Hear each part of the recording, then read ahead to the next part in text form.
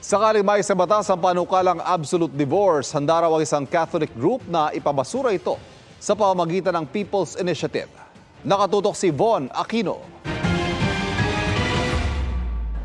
Pamilya ay pagtibayin, huwag sanang wasakin. No to divorce law! Ito ang panawagan ng Catholic group na Couples for Christ na kontra sa Absolute Divorce Bill. Kahapon nagtipon-tipon ang nasa 30,000 miyembro ng grupo sa Quirino Grandstand sa Maynila para sa kanilang ika-43 anibersaryo. Sabi ng CFC, pinapayagan ng simbahan ng legal separation. Hindi kailangan manatili ng babae at magpabugbog ng magpabugbog. Pero yung legal separation na yon is not the dissolution of the marriage. They may live separately, but the marriage bond remains. Sagot ni Albay Representative Edsel Lagman, principal author ng Absolute Divorce Bill. Masyadong maraming hypocrisy ang ginagawa ng religion. Sila mismo ay merong canonical divorce na tinatawag na dissolution of marriage. At ang Santo Papa mismo nagsabi na ang clergy should accommodate divorces at sila ay bigyan ng sacrament of communion. Sabi ng Catholic Bishops' Conference of the Philippines o CBCP, maaaring tulungan ng gobyerno sa pamamagitan ng mga kasalukuyang batas ang mga babaeng biktima ng domestic abuse at violence.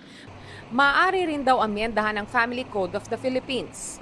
Church, government, let us bond together. Let us be proactive.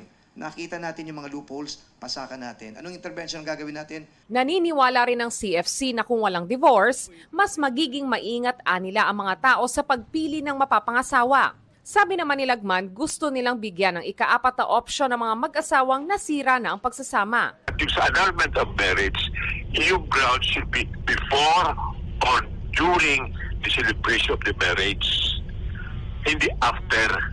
Ang karamihan ng mga causes for divorce ay after the marriage.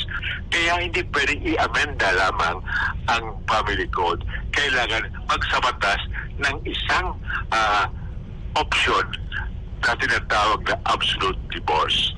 Sakaling maging batas ang divorce bill, determinado raw ang Couples for Christ na pangunahan ng isang People's Initiative para mapawalang bisa ito. Para sa GMA Integrated News, Von Aquino, Nakatutok, 24 Oras. Mga kapuso, patuloy na tumutok sa mga balita. Mag-subscribe sa GMA Integrated News sa YouTube. Sa mga kapuso abroad, samahan nyo kami sa GMA Pinoy TV at www.gmanews.tv.